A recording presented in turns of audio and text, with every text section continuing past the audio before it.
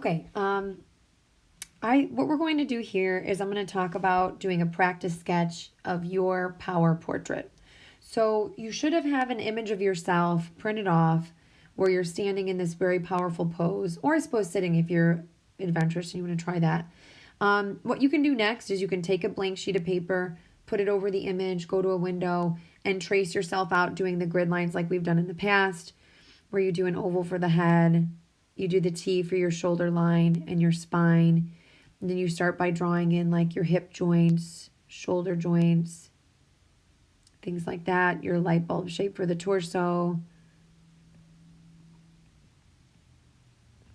And then after you do that, let's say you've done this, you have a practice sketch. What I want you to do next is I want you to go in and I want you to start adding on details, clothing, thinking about how you're going to idealize it or what you want to do with this to make it look like more realistic or more interesting, I guess, to make yourself look like you want to look. Hopefully you've put some thought into like how you're going to make yourself look powerful, whether you're going to be very large, whether you're going to be a superhero, if you're going to I don't know, have something to do with politics, or maybe you just have like a following of people somehow. Because in my definition of power, that's kind of what it is like, people want to follow you, you have influence.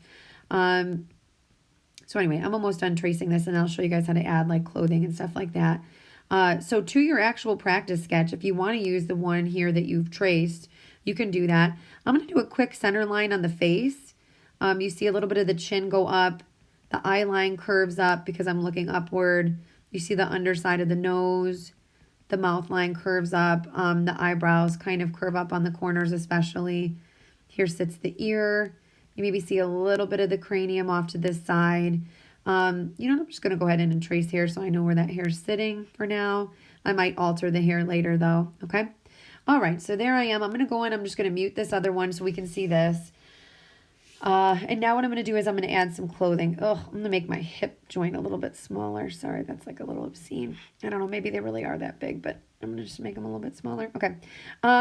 Remember, you can idealize a little bit if you want to. I'm doing it. All right. So when you want to go in and add clothing, I'm going to do another layer on that as well. I'm going to bring the opacity down on this layer. Obviously, you won't be able to do that when you're working with pencil, so just draw lightly so that you can draw over it when needed, all right? So when you want to add clothing, you want to think about like how the clothing, let me go up a layer, how the clothing's going to lay on the body. If you have a swoop neck or V-neck, if you see the collar of the shirt kind of go behind the neck a little bit, even on the sleeves, you might see the sleeve kind of wrap around the arm.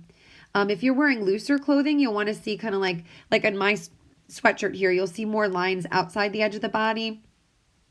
So maybe my fist kind of goes over that. Or maybe you're doing like really sleek clothing that is tight fitting. Then you just kind of draw curves where the sleeve ends. Let's say I have like a glove or something here, then I draw a curve where that ends. Maybe you're wearing like a suit or something where like the suit coat comes up and you see the collar go like around. Something like that. So regardless of what kind of clothing you're wearing, just make sure at the edges that you have curves because they're going around a cylinder shaped form like your arm, okay? Same thing with pants. If you're doing pants that fit kind of loosely, you'll probably see a crinkle or a wrinkle at the bottom where they end. You won't want to see them fit like super tight down there. If you are doing form-fitting clothing, then you'll basically just outline the body. Again, drawing in like curves where things end. Maybe there's like a boot that comes out a little bit wider here. The pants leg goes right inside the boot. Do a little bit of a high-heeled boot, kind of bring that toe down a little.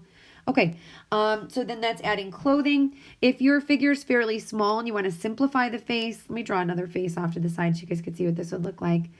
Here's my center line kind of looking up. You see the chin looking up a little bit, a little higher than halfway, only because I'm looking up. Will be the eye line. Remember, the eye line is usually at halfway though, guys, okay? Here's like the underside of the nose. You'll see like just like the, like kind of a shadow under here. The lips will curve the same direction. Maybe you'll see a little bit of a shadow under the top lip. Maybe just a hint of a shadow underneath. The eyes will basically look like this. I'm going to draw a top lid and I'm going to draw the pupil. So you can keep the eyes kind of simple when the face gets pretty small. If you want to add in some eyelashes, you can. It's just that the face is small. You don't want the eyelashes to look like too much. Otherwise, it'll look like they're like smeared with mascara or something like that. Feel free to keep the face as simple as you guys work on this. You don't need a ton of stuff happening on the face. It kind of complicates things more. Oh, why does that look like a mustache every time? Let me redo that nose. So what I'm going to do for the nose is I'm just going to do a line here, and then you see like the tip of the nose kind of come up. There we go. I'm going to round off the tip of the nose, maybe a little bit of a nostril. Maybe it's just too dark. Maybe that's the problem I'm having. There we go. Let's lighten that up just a skosh. Okay.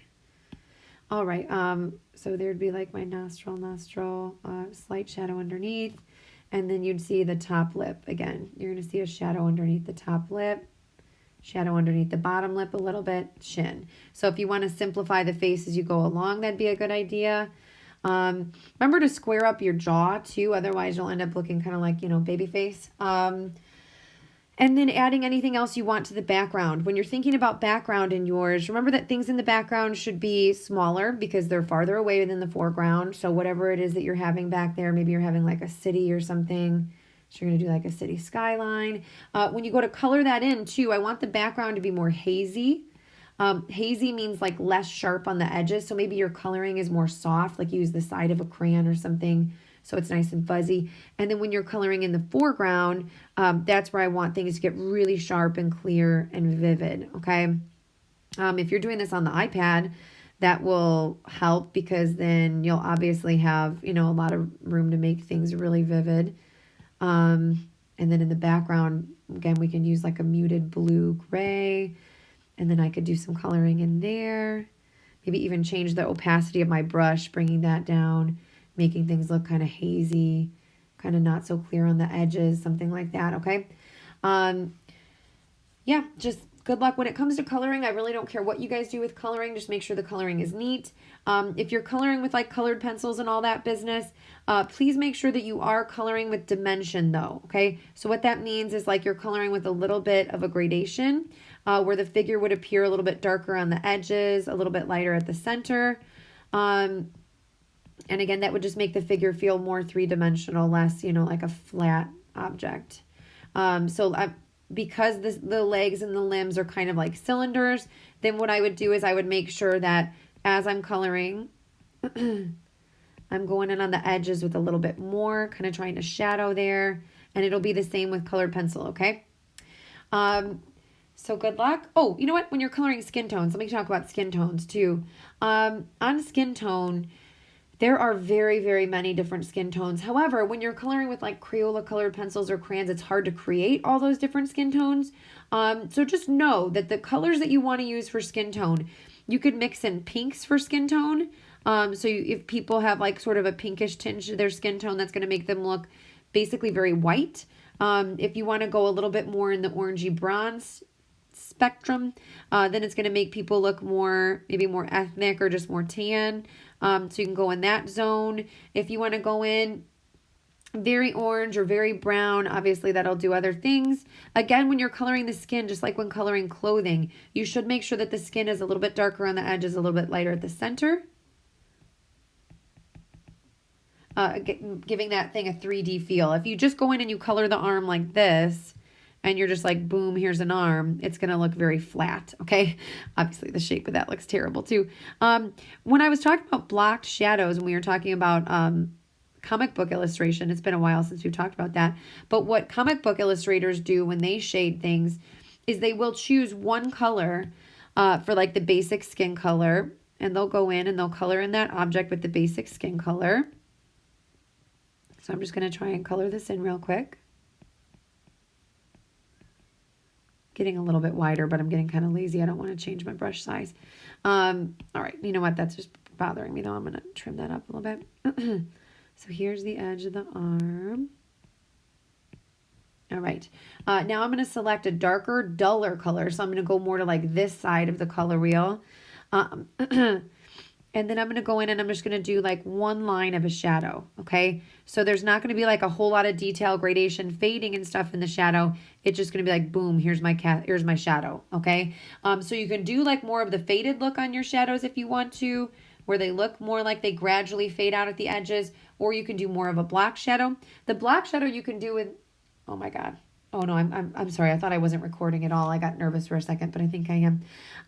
I've done this multiple times where I thought I was recording a video and then didn't.